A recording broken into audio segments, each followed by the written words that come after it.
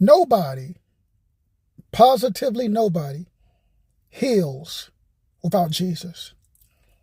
Jesus is the healer. And when we testify of these things, we give God the glory. And in the testifying of these things, it brings a reality of the realness of God. Nobody has a monopoly on God's healing power. All he's looking for is a yielded vessel that he can flow through.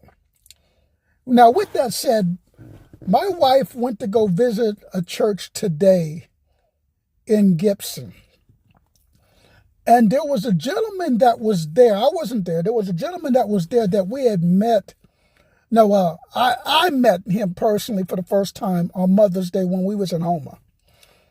And he was dealing with back pain. No telling how long it was. I forget how long it was.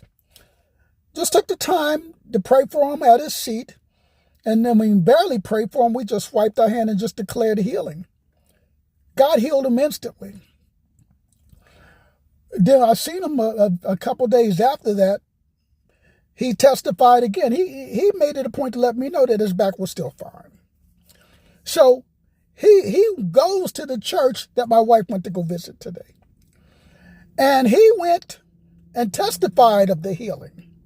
You know, it is what it is. I mean, there's no big deal. This is something that everybody's supposed to be doing.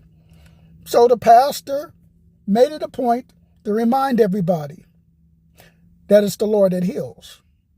Bravo. There's not a person with any sense that does not acknowledge that.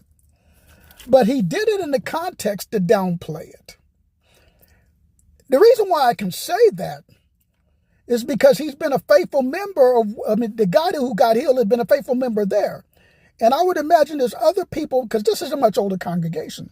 A lot of them are probably dealing with aches and pains, different things along those lines. So when do we make the transition? Now, since we know God's a healer, when does he start becoming a healer where said individual's at? And that's the point I'm trying to make.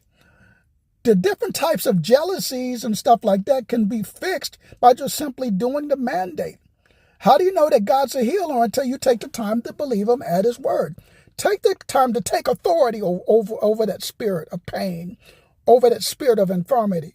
Let the power of God flow, because the truth of the matter is there's not a church alive that shouldn't be walking in healing power, because that's part of the covenant. I want you to think about that. We'll be revisiting this again at some time in the near future. Be blessed, everybody. Talk to you soon.